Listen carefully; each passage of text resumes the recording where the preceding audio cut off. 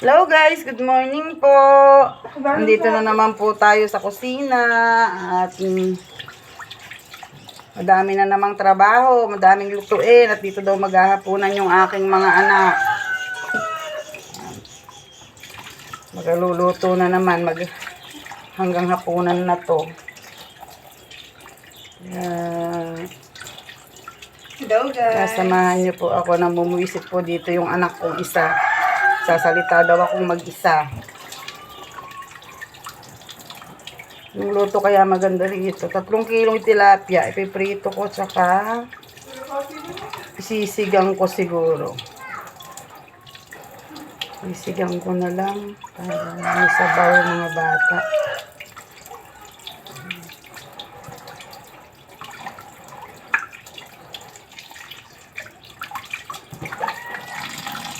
Tayong mga nanay guys, araw-araw ang iniisip natin iluluto. Yan, pinakaunang-una yan sa araw-araw pag ikaw ay nanay na nasa bahay lang. Lagi mo iniisip yung ulam. Laging ulam ang magatanghalian, hapunan. Ngayon lang ako guys nagpapakananay. Almost 17 years, puro ako paghahanap buhay. Magti 3 months. Magmula nung nagbukas ako ng dashboard ko nun pa lang ako napahinga sa paghahanap buhay sa labas.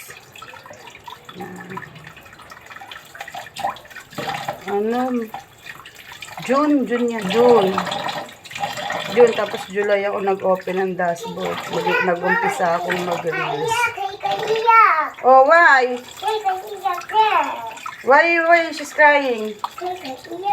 Sige, sabihin mo wag siya iiyak.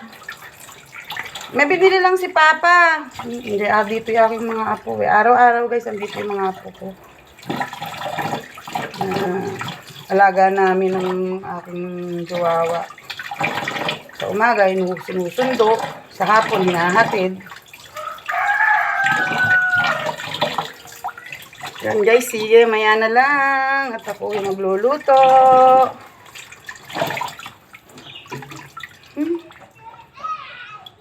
Kaya gagawin kong luto dito, Kyla. Meron pa ditong